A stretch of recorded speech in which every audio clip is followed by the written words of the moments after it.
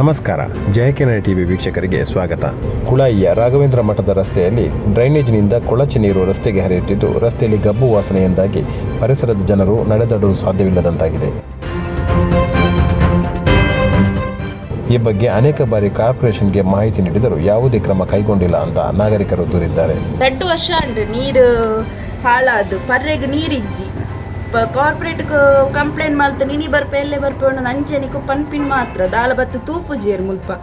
ಮಹಾನಗರ ಪಾಲಿಕೆ ಅಧಿಕಾರಿಗಳಿಗೆ ಫೋನ್ ಮಾಡಿದಲ್ಲಿ ಅದು ನಮ್ಮ ಸಮಸ್ಯೆ ಅಲ್ಲ, ಯುಜಿಡಿಯವರ ಸಮಸ್ಯೆ, ಅವರ ನಂಬರ್ ಕೊಡುತ್ತೇವೆ, ಅವರ ಹತ್ರ ಮಾತಾಡಿ ಎಂದು ತಮ್ಮ ಕರ್ತವ್ಯದಿಂದ ತಪ್ಪಿಸಿಕೊಳ್ಳುತ್ತಿದ್ದಾರೆ ಎಂದು ಸಾರ್ವಜನಿಕರು ಜಯಕಿರಣದ ಜೊತೆ ಮಾತನಾಡಿದ್ದಾರೆ.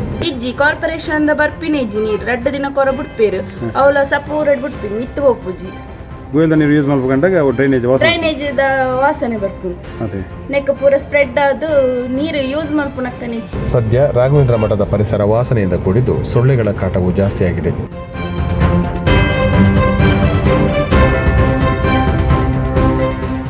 ಇಲ್ಲೇ ಪಕ್ಕದಲ್ಲಿರುವ ಖಾಸಗಿ ಹೋಟೆಲ್ ಮತ್ತು ಅಪಾರ್ಟ್ಮೆಂಟ್ಗಳ ನೀರನ್ನು ಡ್ರೈನೇಜ್ಗೆ ಹರಿಯಬಿಡಲಾಗುತ್ತಿದ್ದು, ಈ ಬಗ್ಗೆ ಸಂಬಂಧಪಟ್ಟ ಅಧಿಕಾರಿಗಳು ಸೂಕ್ತ ಕ್ರಮ ಕೈಗೊಳ್ಳಬೇಕು ಅಂತ ಸಾರ್ವಜನಿಕರು ಒತ್ತಾಯಿಸಿದ್ದಾರೆ. ನಮಸ್ಕಾರ.